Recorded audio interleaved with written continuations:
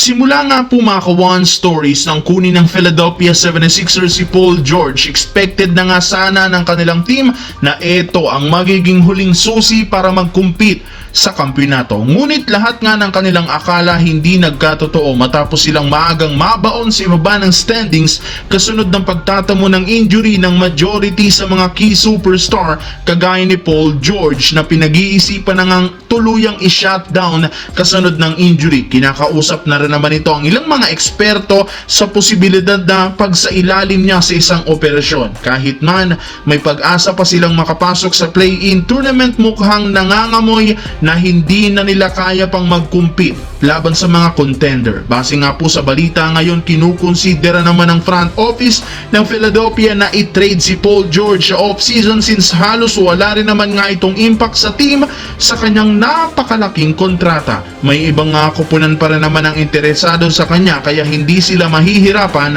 na ma-trade ito. Sa kabilang banda, natalo na naman ang Los Angeles Lakers laban sa Milwaukee Bucks 126-106 kung saan nasayang na naman dito ang nagawang performance ni Luka Doncic, 45 points, 11 rebounds. Hindi na rin naman sapat ang pinakitang laro ni Austin Reeves, 28 points, dahil tuluyan na nga pong umabot dito sa 3 games ang lose streak at bumagsak sa 40 wins, 24 losses bilang top 5 sa West. At ang mahirap pa dyan, magkakaroon pa nga ang Lakers bukas ng umaga ng second game sa kanilang back-to-back laban sa Denver Nuggets. Kaya ang nag-iisang paraan upang maisalba ng Lakers kung maglalaro na sa susunod na game si LeBron James. Well, ayon sa ibinulgar ni Coach JJ Redick, kumpirmado na nakabalik na nga ito sa Los Angeles sina LeBron, Rui at Jackson Hayes upang makapokus sa recovery. Upgraded na rin naman ito sa day-to-day, meaning oobserbahan ng team ang kalagayan ng katawan ng kanilang mga players bago magdesisyon